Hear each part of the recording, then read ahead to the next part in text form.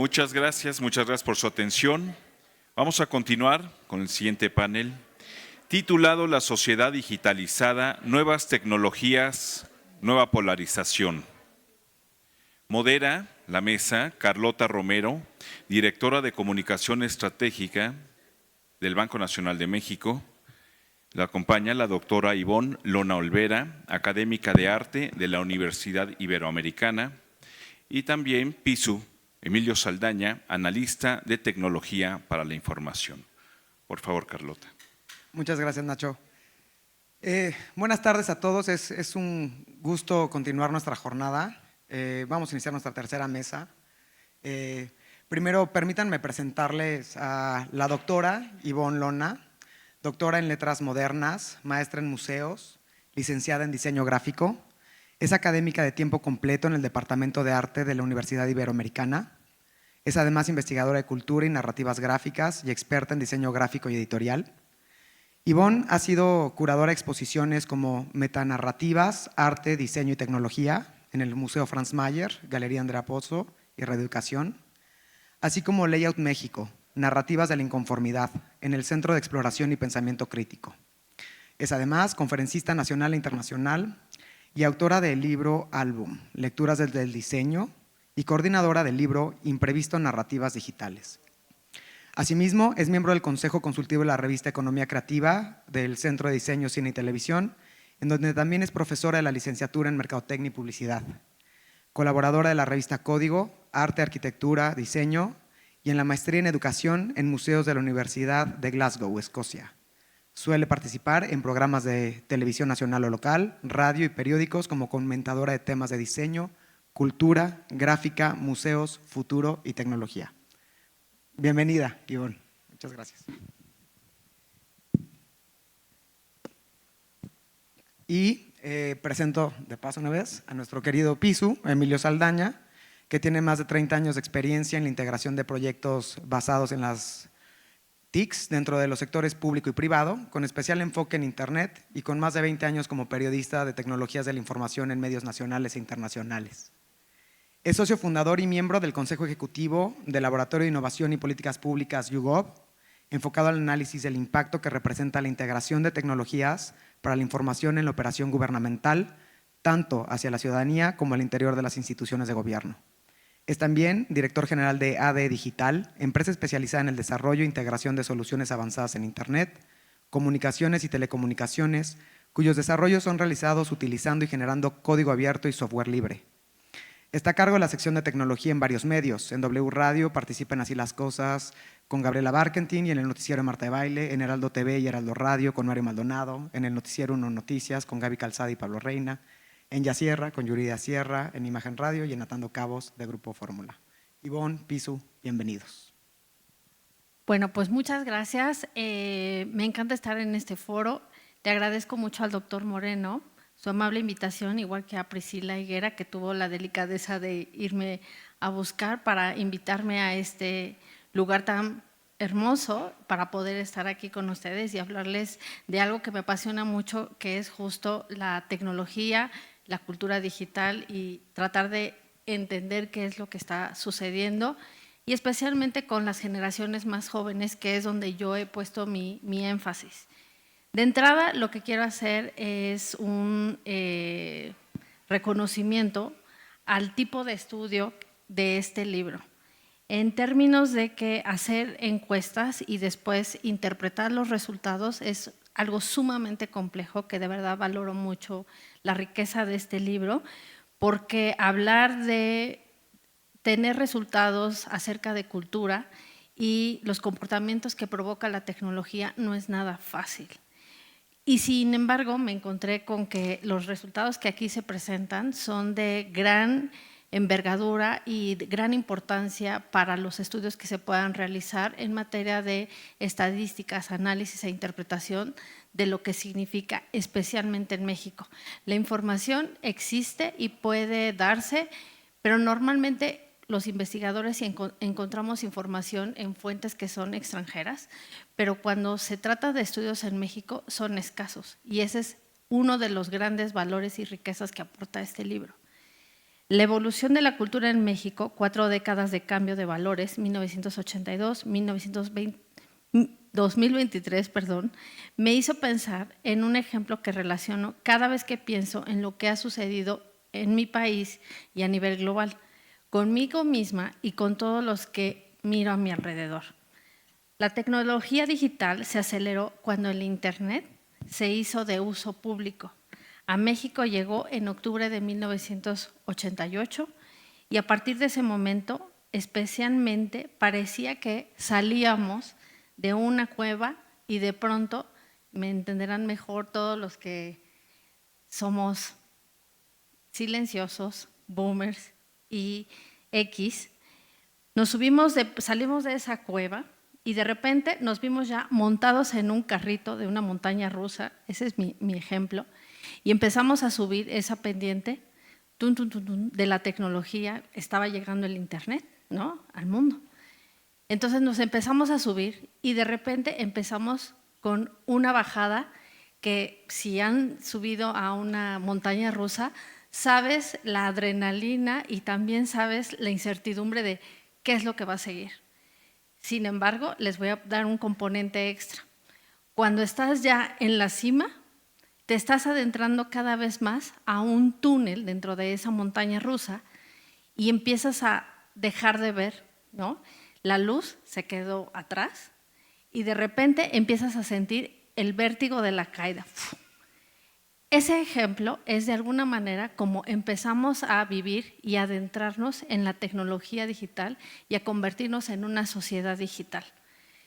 De manera acelerada, todos los que se han subido a una montaña rusa o la has visto, cuando caes no sabes cuántas vueltas va a dar, no sabes qué sensaciones vas a tener y justo así nos encontramos todas estas generaciones en las que no somos nativos digitales y estábamos ya montados en una tecnología digital tratando de entenderla, tratando de adaptarnos a ella. Las nuevas generaciones, tal vez la X, tal vez algunos millennials, esa franja entre cada una de las generaciones que se acercaron más a este momento que les comentaba ahora del Internet público, empezaron a tener de alguna manera más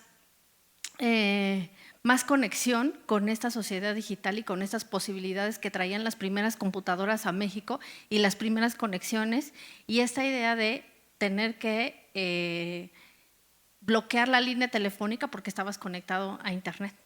Y así, poco a poco, nos empezamos a hacer de celulares, que pues ahora los recordamos y parecen ladrillos, ¿no? Son unas armas poderosas ahora de defensa y bueno, empezaron a simplificarse esto. Para el 2008 llega el primer iPhone y con ese iPhone, a partir de 2008, podemos ver también de una manera gráfica, podemos ver el cambio tan acelerado que ha habido en la comunicación de tener una conexión a Internet y comunicación que solamente era para reproducción de música y llamadas telefónicas, hasta empezar a procesar imágenes también fijas y ahora tan rápido es y tan acelerado que necesitamos más.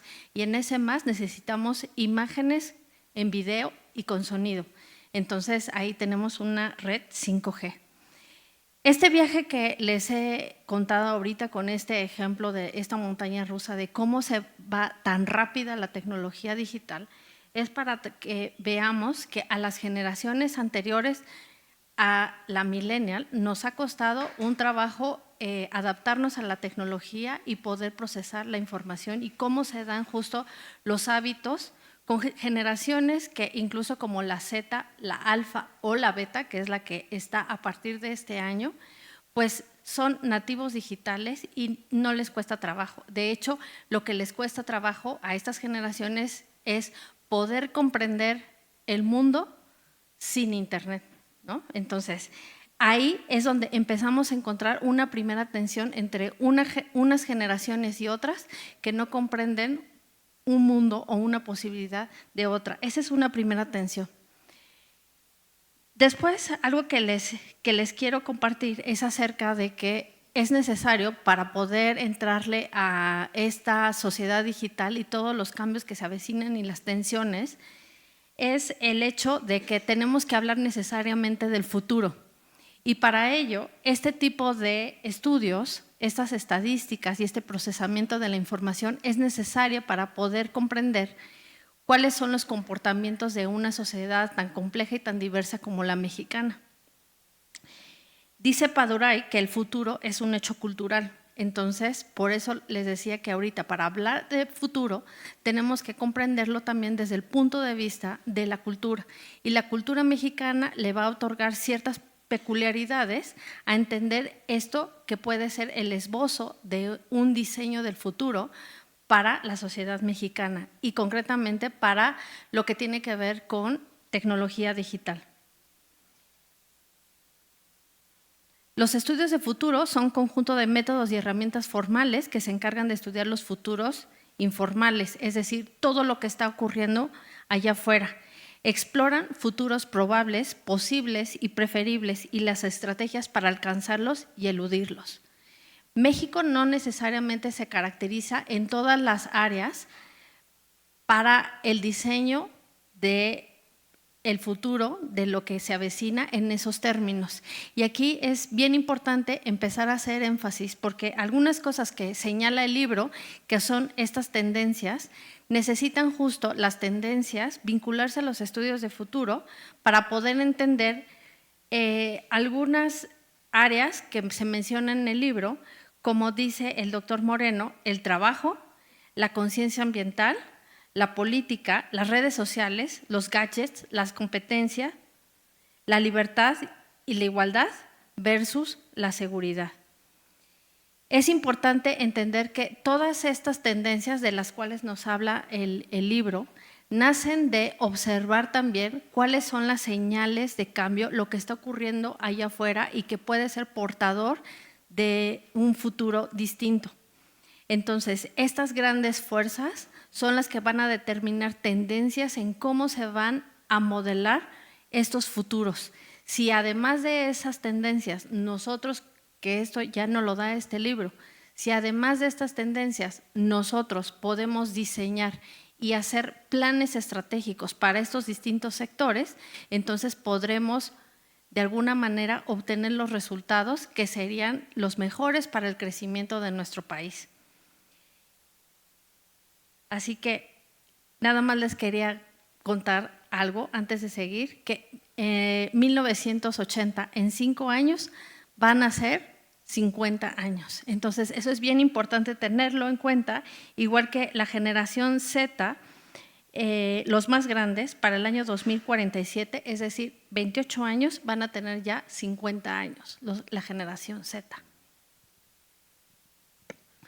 Muchas gracias, Ivonne. Yo creo que, ¿por qué no?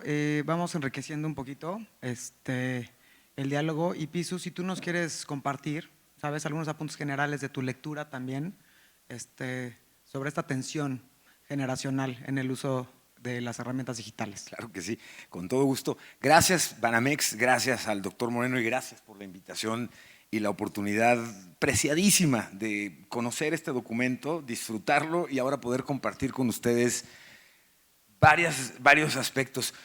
Suspiro porque además debo declararme, soy papá de Julia, de 13, y Diego, de 9. Por tanto, soy receptor perfecto para el contenido del libro. Mis hijos no lo saben, pero le agradecen mucho el favor de un documento que nos ayude a encontrarnos y a entender que la distancia entre generaciones no la está acentuando la tecnología, no la está acentuando el cambio de uso de las plataformas en donde se encuentran, pero lo que sí nos está costando trabajo entender a otras generaciones, pues es que ese encuentro en el parque que ayer era seguro y cotidiano, hoy no lo es. Y hoy ese encuentro en el parque se llama Discord. Puede no gustarnos, podemos no entenderlo correctamente, pero estamos viviendo un error y un reto muy importante cuando quiero llevar a mi hija al parque, cuando toda su sociedad activa está en Discord. No va a encontrarse a nadie, independientemente de lo que implica la conexión con lo análogo y la importancia que tiene todo esto, pero me ha resultado un análisis espectacular en la posibilidad de, a través de las distintas generaciones, poder ir encontrando cuáles son los tipos de impactos que la tecnología en muchos casos está teniendo y cómo estas generaciones recibimos de manera muy distinta estas herramientas en algunos casos, y en algunos casos lo que es una herramienta es una consecuencia para otras generaciones. Y ahí encuentro un valor espectacular. El libro es un telescopio valiosísimo para entender cómo cambian los valores a lo largo de generaciones, pero también nos ayuda a entender cómo el entorno digital no solo refleja estos cambios, sino que en muchos casos los está acelerando. El libro confirma además algo que vemos a diario. La generación Z hoy está más alejada de lo religioso, está más abierta en términos de identidad y más escéptica hacia la autoridad, pero también está profundamente fragmentada en la forma en la que habitan lo público. Y esto nos lleva a un tema central en esta mesa, que es la distancia que puede generar en un momento dado. Incluso el término nos pareció fuerte, pero la polarización que genera en este sentido es un cambio importante. Y cierro para poder entrar además en los intercambios, pero hay varias cosas que me llamaron muchísimo la atención. Uno, ¿estamos polarizados? Sí, pero no como antes. Y de hecho, algo que llama mucho la atención y que el libro apunta y resalta de manera espectacular es que hoy ya no es un tema, o no pareciera ser un tema de izquierda o de derecha, es de los que usan fuentes versus los que usan influencers, de los que participan en el Congreso versus los que se organizan en Discord o en change.org para atender un mismo tema, y calificar el interés o el nivel de involucramiento en una u otra, comparándolos, sería en muchos casos equivocado. Cierro con este tema. Durante la pandemia, y es algo que constantemente vino a mi cabeza cuando estaba teniendo el gusto de revisar el libro analiza y ordena de manera muy puntual y maravillosa, razón por la que es altamente recomendable, cómo vamos en estos cambios generacionales y cómo el roce y la fricción tecnológica hacen una huella muy particular en cada uno de nosotros. Sin embargo, me trajo en muchas ocasiones, y lo platicábamos ahorita antes de comenzar esta charla con ustedes, me llevó mucho a los momentos en los que durante el COVID, nuestras generaciones más pequeñas, alfa, zetas, vivieron un fenómeno muy interesante. Hasta antes del COVID, el uso con la tecnología estaba haciendo o intentaba regularse lo más posible. Pero algo importante, antes del COVID, para menores de edad, las videoconferencias, la mensajería, los chats eran el diablo en calzones. Imposible usarlos, peligrosísimos, son ventanas a las que no te vas a asomar, mi hijo, porque hay muchísimos peligros que estamos detectando.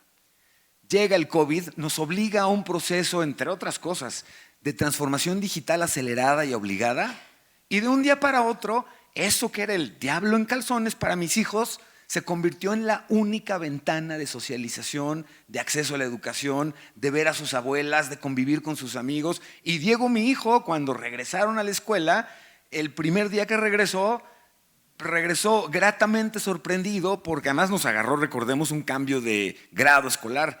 Y a mi hijo Diego, más pequeño, llegó muy emocionado porque uno de sus amigos de los cuadritos del Zoom, sí es, ¿no? ¿Cómo que sí es, Diego, no? Sí es, hoy lo vi, ¿no?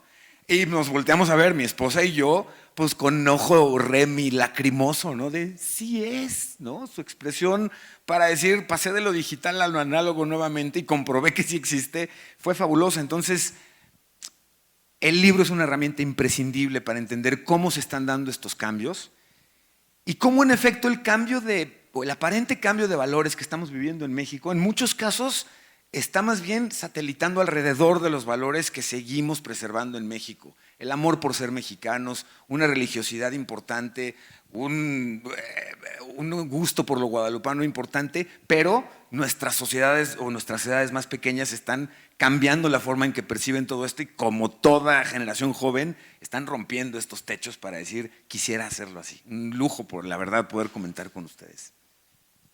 Yo, un poquito a modo de provocación, y habíamos platicado, yo creo que igual y puede ser enriquecedor si nos comparten ustedes, ahorita que decías huella, ¿no? Y también el texto del doctor Moreno, francamente habla de una huella entre las generaciones en términos de la digitalización.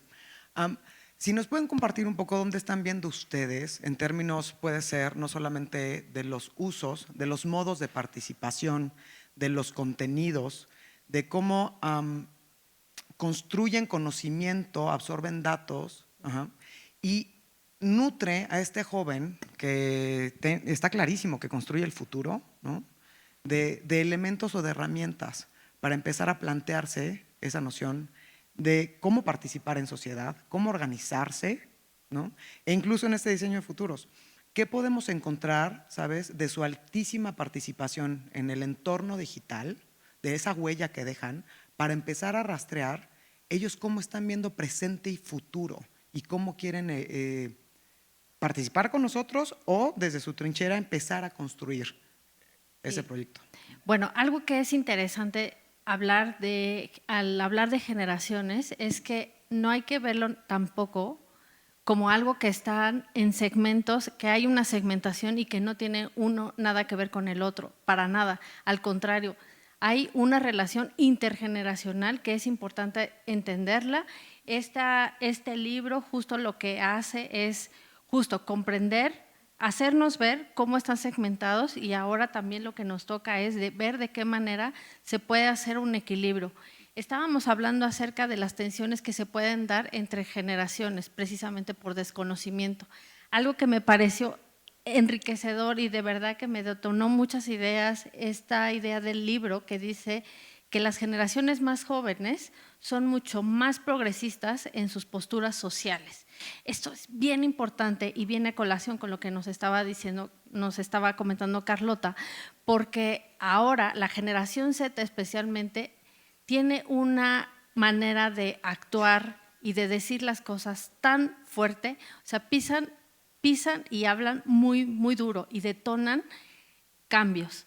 Una de ellas es justo que a través de las redes sociales se están dando protestas, empiezan los movimientos, o sea, en lo que coinciden los jóvenes, en lo que empatizan, y a partir de esto entonces se empiezan a dar movimientos sociales, es decir, que salen de la pantalla, que salen a las calles. Uno de ellos en México, lo vivimos, es por ejemplo el Yo Soy 132, que comenzó en la Ibero, y este movimiento al que se adhirieron precisamente por medios digitales otros jóvenes de otras universidades. ¿Qué es lo que sucedió? A diferencia del 68, otras generaciones como los boomers o los silenciosos que lo presenciaron, que lo vivieron, no tuvieron esa posibilidad de comunicar en dónde estaba y qué estaba pasando en tiempo real. Estos jóvenes, algunos millennials, algunos zetas, pudieron comunicar qué es lo que estaba ocurriendo. Los profesores, los padres de familia, pudimos conectar con ellos y también de alguna manera pues apoyar el movimiento. Eso es por el ámbito social de movimiento estudiantil. Por otro lado, también los grupos feministas ahora con estas generaciones Zetas que, bueno, lo que hacen es invitar justo a otras generaciones de mujeres y salir a las calles justo para denunciar feminicidios, justo para hacer también políticas públicas y detonar el cambio en términos, por ejemplo, del aborto. Entonces, esas cosas que se empiezan a dar a veces en las redes sociales salen a movimientos sociales que son de la calle, son protestas que no se quedan nada más en un medio digital, sino también presencial. Y bueno, esa es una manera también en la que se da esta voz que dice de más progresistas. Comparto lo que estás comentando y además hay algo importante. Me llama mucho la atención cómo el libro retrata hoy el acercamiento que están teniendo generaciones más jóvenes a temas que les resultan relevantes y que para generaciones anteriores nos parecieran incluso hasta una desconexión. Es decir, hoy la sociedad digitalizada es al mismo tiempo la más confrontada o la que está enfrentando una mayor cantidad de retos en términos de las diferencias que tienen. Pero curiosamente, y eso lo escribía para asegurarme de poderlo comentar porque me pareció muy relevante, hoy la tecnología nos divide cuando no sabemos usarla, pero nos une cuando nos reconocemos en ella. Y en este sentido, generaciones más jóvenes lo que están haciendo es curioso porque decía yo al principio, quizá no salen a marchar, pero sí generan un documento en change.org con el mismo entusiasmo y con el mismo compromiso y con el mismo reto, porque lo que está pasando es que las generaciones en todos los sentidos queremos justicia. La forma en la que percibimos recibirla y la forma en la que creemos que podemos irla a exigir es la que está cambiando muchísimo. Y me preocuparía, o el libro me despertó la inquietud, incluso además no solo como analista, principalmente como padre de familia, Diego y Julia de 9 y 13, me hizo cuestionarme seriamente si yo estoy teniendo el nivel de apertura y acercamiento correcto para entender cómo están nuevas generaciones tocando la misma ventanilla que hemos tocado nosotros y están esperando resultados distintos, que eso es algo que también me llamó mucho la atención. A ver, justo, bordando entre ambas participaciones, ¿no? Igual y podemos darle un poquito más de color. Existe sí un cierto tipo de prejuicio, ¿no? En esta idea de lo mucho que en apariencia percibimos en ocasiones que a las generaciones más jóvenes, cuando les importa una causa, inician con mucho ímpetu el diálogo digital, compartir información, organizarse entre ellos, hacer un change.org. Y creo que es súper valioso, ¿no? También lo que apunta Ivonne es saber poner mucho la atención en cómo es que van seleccionando, detonando, transitar de lo digital de vuelta a lo físico, ¿no? Yo creo que ahí hay un tema interesante, no sé ustedes qué van experimentando, sobre todo también tú en el aula, ¿no, Ivonne?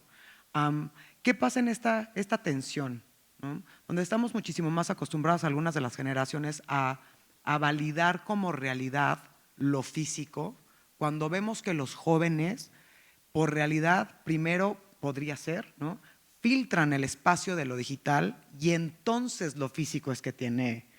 o sea, hay una inversión más o menos, ¿no? Yo al menos crecí en un mundo donde empezabas en lo físico y entonces te conectabas un ratito porque te daban chance, porque bloqueabas el teléfono. Ahora no. Ahora en realidad el joven permanece conectado y entonces a veces parece que nosotros queremos imponerles la vuelta a lo físico, ¿sabes? Como si esa experiencia de la realidad digital no fuera suficiente, ¿no? ¿Qué nos comparten? Bueno, pues desde el lado de las universidades, desde el ámbito de la docencia y tratando con muchos jóvenes todo el año, bueno, pues es una realidad y es un reto también para generaciones más grandes, millennials para atrás, tener una buena imagen. ¿Por qué? Y si no, trabajar en ella. Porque sí, como bien dices, acuérdate que es de lo digital hacia lo físico, hacia lo análogo. Entonces, primero te conozco por redes sociales, voy a ver quién eres tú, voy a ver qué piensan de ti y entonces ya después tendré mi propia opinión de ti cuando me des clase, cuando te conozca, cuando interactúe. Entonces, la presencia digital es muy importante porque ahora la generación Z, hay un término, y también lo usan algunos alfa grandes, usan un término que se llama funar, que es cuando ya te bloquearon y porque ya estás como de alguna manera como quemado de tal situación, ¿no? Entonces es algo que eso hacen, eso pasa, pero también no se dan la posibilidad justo de conocer a una persona, de tratarlo y de irse, bueno, justo por la experiencia, ¿no? O sea, tu trato con una persona podría ser totalmente distinto cuando lo tratas y diferir bastante de ese mensaje negativo que pudieras tener en redes sociales.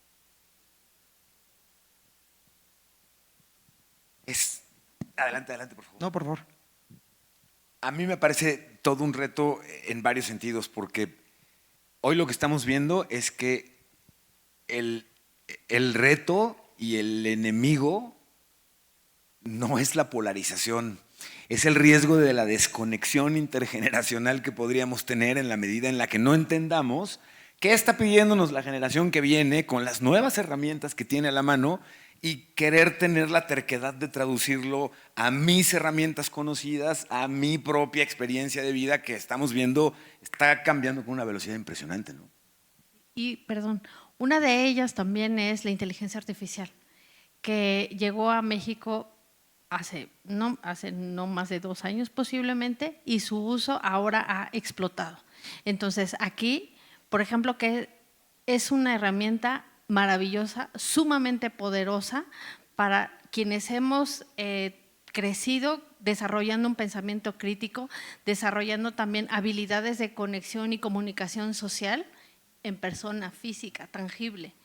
Pero cuando los más chiquitos están usando la inteligencia artificial como herramienta para absolutamente todo, para preguntarle, para hacer amistad, de alguna manera atender o sustituir de alguna manera una terapia psicológica o cualquier referencia, ¿qué es tal cosa? Cualquier término, cualquier palabra, cualquier cosa que quiero saber, le pregunto a la inteligencia artificial y me lo va a dar. También me puede crear imágenes en cuestión de segundos, también me puede generar videos, me puede generar música.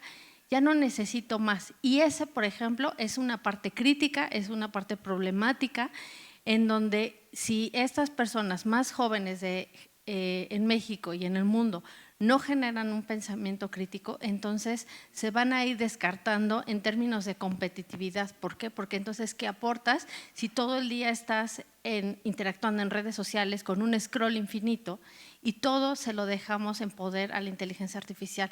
La dominación de la tecnología sobre de nosotros es un riesgo.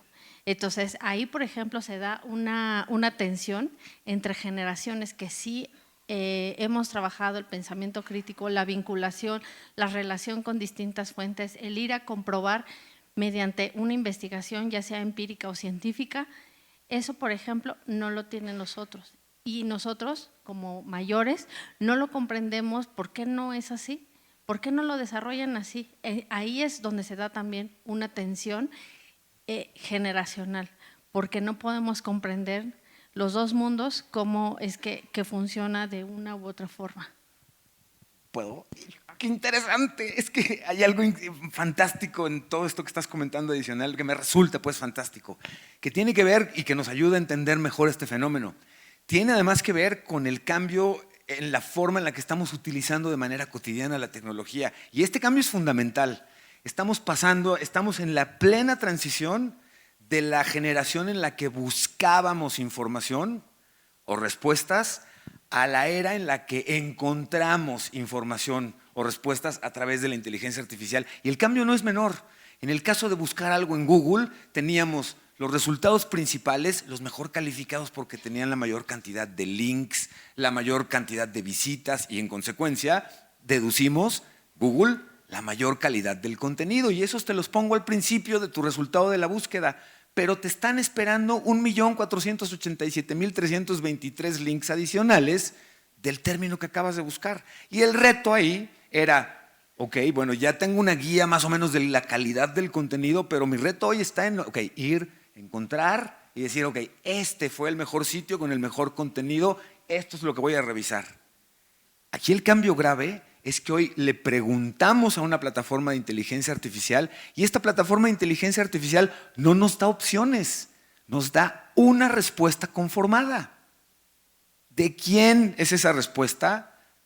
¿Cuál fue el equipo filosófico atrás de la tendencia con la que me está respondiendo alguna plataforma en particular de inteligencia artificial? Hoy estamos viendo que en Los Ángeles están viviendo un tema interesante porque plataformas, todas las que usamos y conocemos cotidianamente de inteligencia artificial, ante las preguntas de los ciudadanos en Los Ángeles de qué está pasando, en dónde hay peligro y cuáles son las razones de que haya policías en las calles, plataformas de inteligencia artificial están respondiendo con una cantidad de exageraciones e información no cierta enorme. Y entonces hoy tenemos un nuevo actor en la infodemia.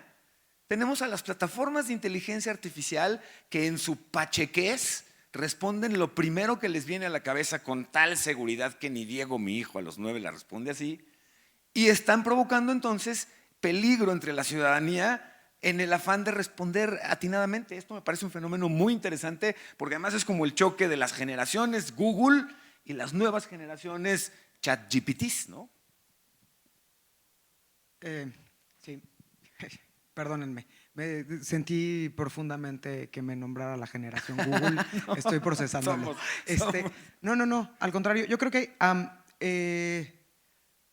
vamos a tener ya que empezar a apuntar un poquito hacia algunas conclusiones, sobre todo porque yo creo que la siguiente mesa es fantástica para escuchar también qué más hay del otro lado. Pero a mí me gustaría invitarlos tal vez a los dos, si nos ayudan a apuntar un poco, ¿no? Ante estos riesgos de repente que escuchamos, todo el potencial que sabemos que también tienen las inteligencias artificiales, ¿no? Lo acelerado, vertiginoso, brutal, el término que utiliza Alejandro, ¿no? Del cambio tecnológico y digital en los últimos 20 años, ¿no? ¿Cómo las generaciones podemos cerrar la brecha, acercarnos a los jóvenes, ¿no? Igual estoy haciendo un contrafactual terrible, pero para el próximo tomo de Alejandro, ¿no? ¿Qué tendríamos que hacer las generaciones viejas, ¿no? En ese mecanismo de conformidad para acercarnos a los jóvenes, para encontrarlos en esos espacios, para hablar un lenguaje común, para también entender cómo transmitirles y compartirles por qué aquello que es importante, o sea, la importancia de lo que nos importa, ¿no? Y entender también la importancia de lo que a ellos les importa. Ay, claro, con todo gusto. Qué honor el compartir con ustedes. Gracias por la invitación. Cierro muy rápido con esta reflexión. Algo que me llamó muchísimo la atención dentro del libro es cómo la generación Z, los nativos digitales, no solo tienen valores distintos, sino que viven lo público desde otros espacios, redes sociales que estabas mencionando, doctora, comunidades virtuales, causas digitales. Ya no participan igual, pero sí participan intensamente, solo que en sus propios códigos. Y eso nos obliga a replantear cómo entendemos la democracia, la identidad y la conversación pública. Y en ello el libro es una herramienta invaluable. Ciertamente los valores de los que habla el libro, y justo pues que tenga esa palabra el libro, justo eso es algo que también distingue a la sociedad mexicana. Sí que aunque se dan algunos cambios en algunos ámbitos, sí es cierto que esas peculiaridades que tenemos como sociedad en nuestro país son las que nos hacen distinto. Entonces justo el acompañamiento y el diálogo y el buscar estos foros como este que nos reúne ahora para tratar de hablar, tratar de comprender qué es lo que está ocurriendo y entablar ese diálogo con las generaciones más jóvenes, ese es uno de los valores que nosotros tenemos y que enaltece a este libro. Pues, Ivonne, Pisu, muchísimas gracias. Es un gusto escucharlos, a seguir dialogando y debatiendo y reflexionando, ¿no? A construir futuro juntos. Muchas gracias. Gracias.